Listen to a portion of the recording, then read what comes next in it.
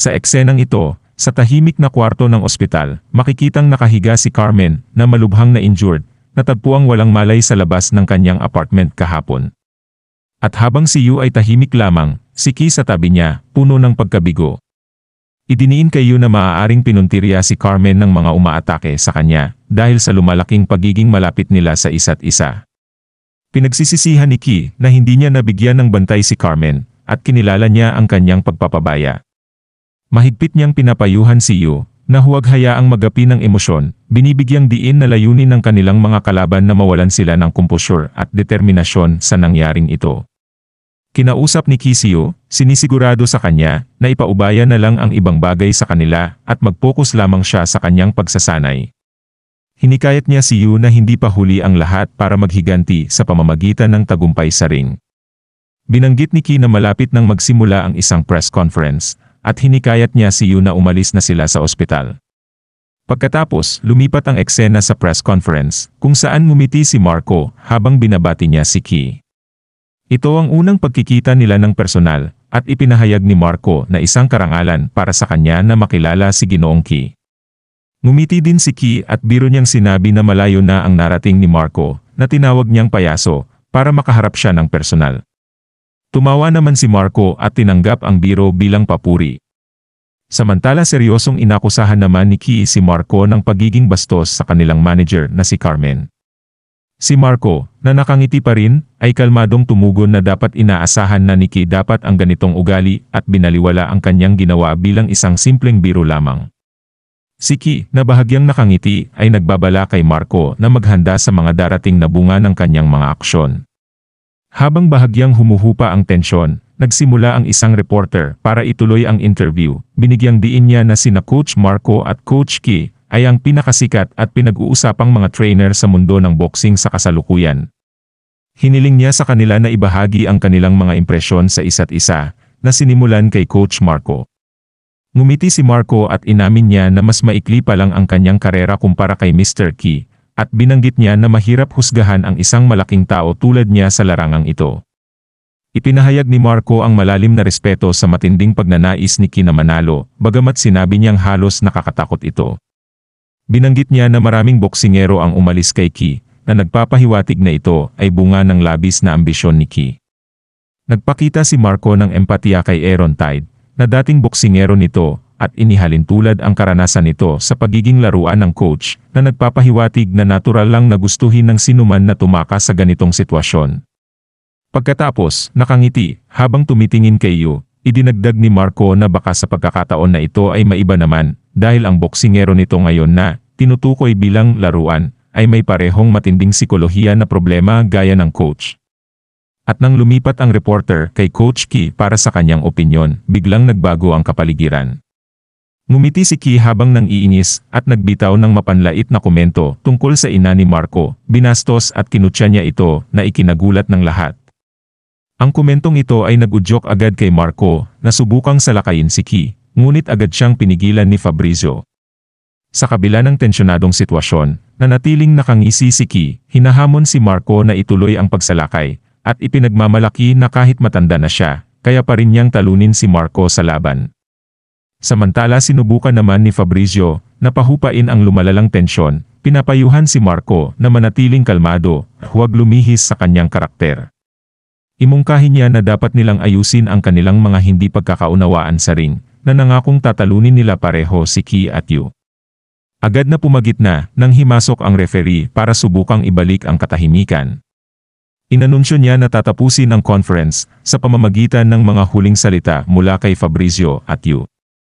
Si Fabrizio, na halatang frustrado, muling inulit ang kanyang naunang banta na may pagwawalang bahala sa audience. Sinasabing sa sandaling sila ay nasa ring, balak niyang saktan ng malubha ang kanyang kalaban, at hindi siya mag-aatubiling harapin ang referee kung siya ay pakikialaman. At nang ipasa ang mikropono kay Yu, nagbago ang kapaligiran. Nanatiling tahimik si Yu, malalim ang iniisip. Inaalala niya ang masasayang panahon na kasama si Carmen, at itinatabi ito sa kasalukuyang malungkot na realidad na siya ay nasaktan. Seryosong sinabi ni Yu na hindi niya basta-basta palalampasin ang kanyang kalaban sa isang simpleng knockout lamang. Ikinagulat ito ng lahat ng naroroon. Ipinahayag niya ang kanyang hangaring lumaban ng husto sa buong 12 rounds. At habang naalala ang itinuro sa kanya ni Carmen, bigla siyang ngumiti, na lalong nagpagulat at nagdulot ng takot sa mga tao sa kanyang di inaasahang pagbabago ng kilos. Samantala, makikitang nanatiling tahimik si Ki, hindi mabasa ang ekspresyon, ngunit may bahagyang ngiti sa kanyang mga mata. Ang kapaligiran ay puno ng tensyon, at ang reporter, na halatang nanginginig, ay nagkomento sa dramatikong pagbabago sa karaniwang kilos niyo. Dati-rati, ang tipikal na sagot niyo ay gagawin ko ang aking makakaya, ngunit ang ibang-iba at mas intense na ekspresyon at mga pahayag niya ngayon ay nag-iwan ng pagtataka at pagkabalisa sa lahat, lumulunok habang nagtatanong kung ano ang nagdulot ng malaking pagbabago sa saloobin niyo. At biglaang tinapos ang press conference ng pasalamatan ng reporter ang lahat ng dumalo dahil sa hindi inaasahang intensidad ng mga pahayag. Samantala, pagkatapos ng conference, lumipat ang eksena kay Marco na agresibong sumusuntok sa isang punching bag, naglalabas ng kanyang frustrasyon at minumura si Ki dahil sa hamon nitong kilos, tinawag niya itong baliw na matandang geezer. Pagkatapos, kinamusta ni Marco si Fabrizio habang abala ito. At makikitang tila may ininject si Fabrizio sa kanya ng isang substansya. At pagkatapos ngang matanggap ang iniksyon, namangha si Fabrizio sa epekto nito at masiglang nagkomento sa lakas ng substansya. Ibinunyag niya na kahit maliit na dosig lang ang ibinigay niya sa sarili, maganda na ang epekto nito. Ipinahayag niya ang kanyang pagtataka at kuryosidad tungkol sa kung ano ang substansyang ito. May ngiting sinabi ni Marco na siniguro niyang makakuha ng malakas na substansya para magkaroon siya ng bentahe laban kay Yu. Kinikilala na si Yu ay isang matinding kalaban. Samantala, si Fabrizio, na patuloy na namamangha sa epekto ng substansyang ini-inject sa kanya, ay masayang nagpahayag, nagtataka kung ganito ba ang nararamdaman niyo araw-araw. Ipinagmalaki niya na pakiramdam niya ay napakalakas niya na tila kayang umiwas kahit sa bala. Seryoso naman si Marco, na nagbabala kay Fabrizio, na huwag nang gumamit pa ng higit sa iniksyon, dahil baka hindi kayanin ng kanyang katawan. Subalit mausisa, nagtanong si Fabrizio tungkol sa mangyayari kung ituturok pa niya ang buong dosig, dahil nasasabik siya sa mangyayaring iyon. At dito, makikitang butas at wasak lahat ng punching bag sa lakas na naibigay nito kay Fabrizio sa kaunting dosig lamang na iyon. Nagsisimula ang eksena sa isang sandali sa ospital kung saan ay nagkamalay at nagsimulang igalaw ang kanyang daliri, simbolo ng paggaling at pag-asa mula kay Carmen. Kasabay nito, malapit na rin magsimula ang inaabangang laban sa boxing sa pagitan ni Yu at Fabrizio. Ang kapaligiran ay puno ng enerhiya, habang masigasig na inaanunsyo ng mga reporter ang pagsisimula ng laban, binibigyang diin ang kahanga-hangang karera ni Yu. Bagaman 3 taon pa lamang mula nang siya ay mag-debut, kahanga-hanga ang nagawa ni Yu na pagkakamit ng 4 na dibisyon ng timbang at ngayon ay tinatarget niya ang kanyang ika-5. Binanggit ng mga reporter ang walang kapantay na dominasyon ni Yu sa mundo ng boxing, na nagmumungkahi na maaaring walang makapantay sa kanyang impluwensya sa kasaysayan. At habang papalapit ang grupo na kasama ni Yu sa ring, patuloy na sumabog sa malakas na hiyawan at palakpakan ang mga manonood, dagdag sa pag-asa at excitement ng laban. Tinutukan ito ng mga reporter, binibigyang diin ang nakakagulat na lakas ni Yu na gumagawa ng kasaysayan sa mundo ng boxing. At habang nagpapatuloy ang sigla, lumabas naman ang magkapatid na Santorino. Mabilis na ibinaling ng mga reporter ang atensyon sa kanila, masigasig na inanunsyo ang kanilang pagdating. Subalit, ang pagtanggap kay Santorino ay malaki ang kaibahan kumpara kay Yu, bagamat may mga palakpak, halo-halo rin ang mga sigaw at pangungutya mula sa madla. Sinisigawan siya ng mga manonood na ito ang kanyang araw ng pagbitay, at binabato siya ng mga insulto. Tinatawag siya basura at buong galit na ipinahahayag ang kanilang nais na makita siyang matalo.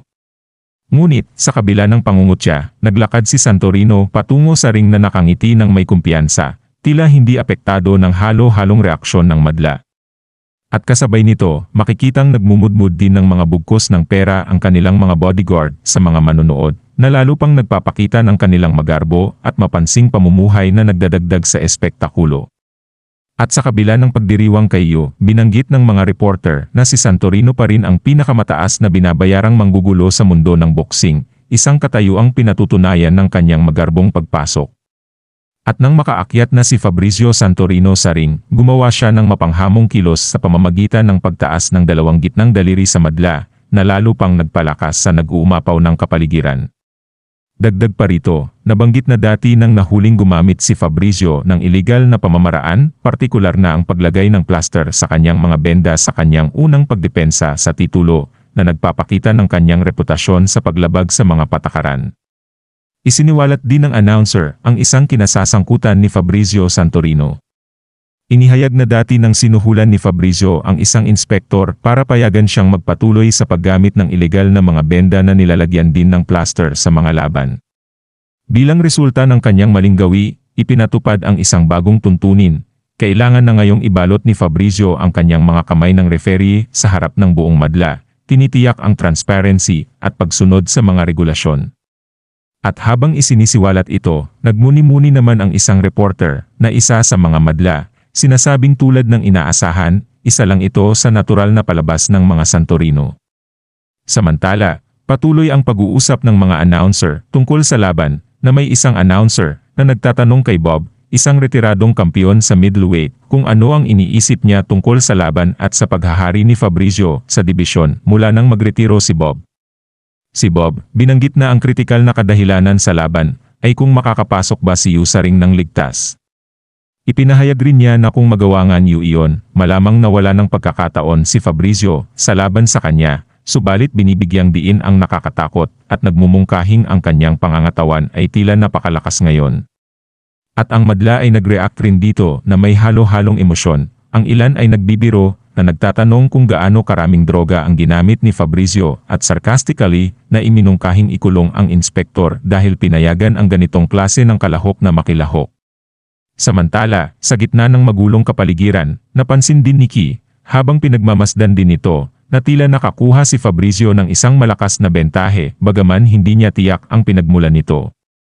Pagkatapos, kinausap ni Ki si Yu, ipinapakita ang isang tiwala ng ngiti na nagpapahiwatig na pinagkakatiwalaan niya si Yu na gawin nito kung anuman ang gusto niya na naaayon sa sitwasyon ayon sa kanyang nakikita. At nang malapit nang magsimula ang laban para sa world title sa middleweight division, pinataas pa ng mga announcer ang excitement, ipinapahayag na ang labang ito ang sentro ng atensyon para sa bawat tagahanga ng boxing. Inilalarawan nila ito bilang isang sagupaan sa pagitan ng pinakamalakas na contender na si Yu at ang pinakatuso na kampiyon na si Fabrizio, itinatag ang entablado para sa isang epikong showdown upang malaman kung sino ang maghahari. At sa sandaling yon, napuno ng katahimikan ang arena, ramdam ang tensyon, habang hinihintay ng lahat ang simula ng laban. Pagkasenyas ng referee na magsimula ang laban, agad na sumugod si Fabrizio nang may nakakagulat na bilis, agresibong inatake si Yu mula sa simula pa lang.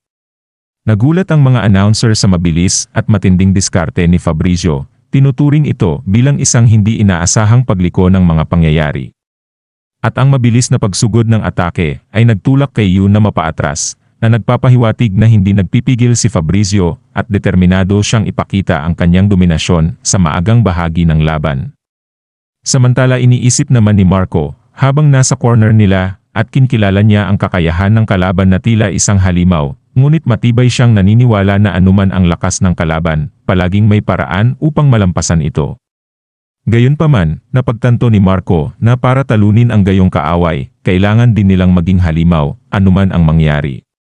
Kasabay nito, si Fabrizio, na nasa ring at nakangiti ng may kumpiyansa, ay nagpahayag ng biglaang linaw, na sinasabing nakikita niya ang lahat, na nagpapahiwatig ng isang matinding senses.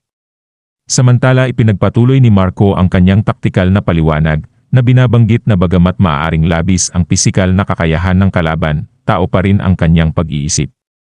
Sa paggamit nito, naniniwala si Marco na ang psikolohikal na pakikidigma ay maaaring susi sa tagumpay.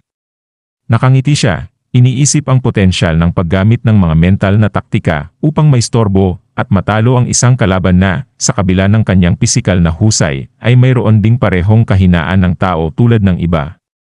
Pinag-aaralan ni Marco ang kanyang kalaban na hindi pa nasusuntok kahit na simpleng jab lamang. Iniisip niya na ang perpeksyong ito sa pag-iwas sa mga atake ay nagpapahiwatig hindi lamang ng mabilis na reflexes, ito rin ay nagpapakita ng isang obsesyon na hindi matamaan, na ipinapakita ang isang kalaban na mas binibigyang prioridad ang depensa higit sa lahat. Habang nagpapatuloy si Marco sa kanyang estratehikong pagmumuni-muni, sinimulan ni Fabrizio ang isang maruming galaw sa pamamagitan ng pagsipa sa binti ni Yu, isang iligal na taktika sa boxing na layong gulatin si Yu. Mabilis na iniisip ni Marco kung paano magiging tugon ng isang karaniwang boksingero, alinman sa hindi makapag-react sa oras o sadyang tatanggapin ang tama na umaasang manalo sa pamamagitan ng diskwalipikasyon dahil sa foul. Ngunit alam ni Marco na hindi pangkaraniwan si Yu. Hula niya na mabilis na maiiwasan ito ni Yu, ngunit sa paggawa nito, kailangan niyang gumalaw sa hindi pangkaraniwang paraan, na posibleng magpapakita ng pansamantalang blind spot. Nakikita ito ni Marco bilang isang kritikal na pagkakataon, na nauunawaan na kahit ang pinakamaikling oras na kahinaan sa depensa ni Yu ay maaaring maging susi upang makakuha ng bentahe. Ipinagpatuloy ni Marco ang pagsusuri sa sitwasyon.